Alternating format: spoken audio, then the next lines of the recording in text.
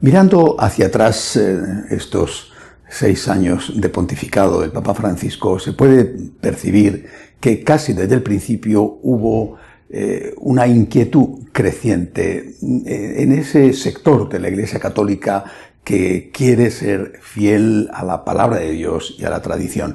Esa inquietud, repito, creciente, llegó a su momento álgido en los días, las semanas o meses previos a la celebración de los 2 sínodos sobre la familia.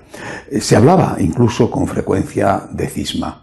Curiosamente, la publicación de la exhortación apostólica Amoris Laetitia rebajó la tensión, porque quizá debido a que se habían puesto en lo peor, resultó que la Amoris Laetitia se podía interpretar con un criterio de continuidad con el magisterio precedente, aunque también se podía interpretar, y muchos lo han hecho así, con un evidente criterio de ruptura.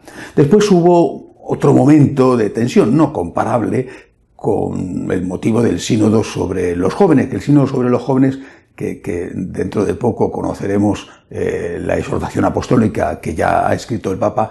El sínodo sobre los jóvenes se clausuró sin pena ni gloria, casi, habría que decir, pero con una llamada a la sinodalidad. Esto de la sinodalidad, la verdad es que nadie sabe lo que es, porque, por ejemplo, el cardenal Kupic, arzobispo de Chicago, uno de los más próximos al Papa Francisco y de los grandes defensores de la sinodalidad, acaba de cerrar el seminario de Chicago y lo ha cerrado sin consultar con la junta asesora, que está formada por laicos, los cuales han puesto el grito en el cielo diciendo que lo de la sinodalidad es una tomadura de pelo. Ahora parece que las aguas se revuelven de nuevo un poco, porque estamos casi en vísperas de otro sínodo, el sínodo de la Amazonía. Y, en fin, además de lo de la ordenación de los hombres casados, pues algunos, los más pintorescos, pues están hablando ya de que se va a poder consagrar con unas formas hechas con harina de yuca, en lugar de con harina de trigo. Y no sé si van a plantear también algo con respecto al vino y va a poder ser sustituido por la cachaza brasileña o el ron caribeño o incluso el tequila mexicano.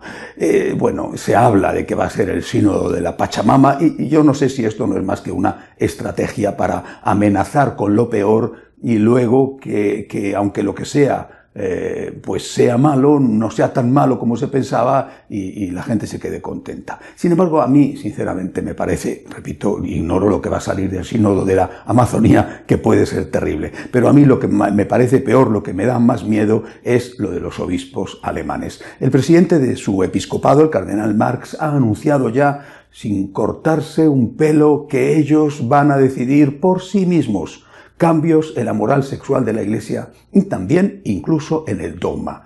La Iglesia alemana va a decidir qué tiene que hacer o qué tiene que aconsejar a los católicos alemanes e incluso en qué tienen que creer los católicos alemanes. Y ha dicho que en lo que estén de acuerdo no van a consultar a Roma y que solo consultarán como una opinión más en aquellas cosas en las que tengan dudas. Esto sí que me parece serio y grave. Y me lo parece no solamente por lo que pueda salir de ahí, sino porque hasta ahora, vuelvo a poner el ejemplo del Amoris Laetitia, lo que se ha hecho ha sido trabajar sobre la práctica pero sin tocar la teoría. Se ha utilizado de mala manera en muchos casos el concepto de discernimiento para que cada uno pudiera hacer lo que le apeteciera, repito, no en todos los casos, pero sí en muchos, por lo menos los más extremistas, pero la teoría quedaba sin tocar, quedaba como estaba. Los obispos alemanes parece que no tienen suficiente, que una vez que han ganado ya la práctica van a por la teoría, quieren modificar la teoría. Y esto, sinceramente, no se va a poder aceptar. También esta semana, junto a las palabras del cardenal Marx, se ha conocido la intervención de otro cardenal, el cardenal Sarah, que es el prefecto de la Congregación para el Culto Divino. Sarah ha publicado un libro en el cual, entre otras cosas, dice que la Iglesia se ha convertido en una madriguera de confusión.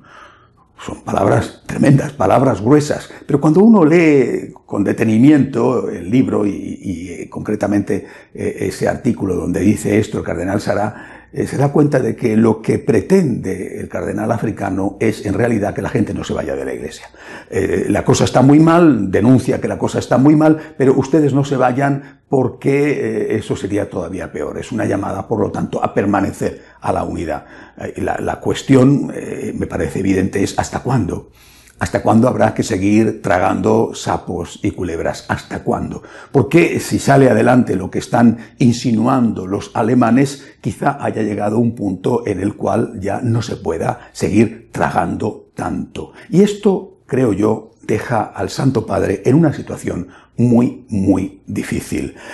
Me parece que no soy el único en pensar y en decir que los que se presentan como sus enemigos como sus amigos y portavoces son sus peores enemigos. Pero es que además cada vez son más las voces que dicen que el Papa les ha decepcionado. Voces de propios y de extraños, es decir, de su propio grupo, de su grupo de supuestos y autodenominados amigos, y voces de los contrarios. El Papa les ha decepcionado porque pensaban que iba a haber más reformas, y estas o son muy lentas o no son en absoluto lo que ellos quieren. Y me da la impresión, y repito, no soy el único al cual le da la impresión, de que están apretando el acelerador y que están poniendo al Santo Padre en una situación enormemente complicada, porque el Papa lo sabe perfectamente, que si se aceptan los cambios en la doctrina y en la moral, se va a producir el cisma. Lo sabe el Papa y no lo quiere hacer, pero está siendo forzado a ello por aquellos, repito, que se consideran con derechos. No digo que los tengan, pero que se consideran con derechos porque ellos dan por supuesto que se les había prometido esos derechos a que se produzcan los cambios. El Papa les está resultando a sus amigos, les está resultando demasiado conservador y está empezando a ser muy molesto para ellos. Quieren acelerar las cosas poniendo al Papa en una encrucijada. O se cambia o ellos lo van a cambiar por su cuenta. Y entonces habrá que ver qué es lo que hacen el resto, qué es lo que hacemos los demás. Bueno, solamente se me ocurre decir que con esos amigos realmente el Papa no necesita ningún enemigo, ya tiene suficientes. Y también decir, sobre todo y como siempre, recemos por la Iglesia, por el Papa, para que todos nosotros seamos siempre fieles a Jesucristo. Hasta la semana que viene, si Dios quiere.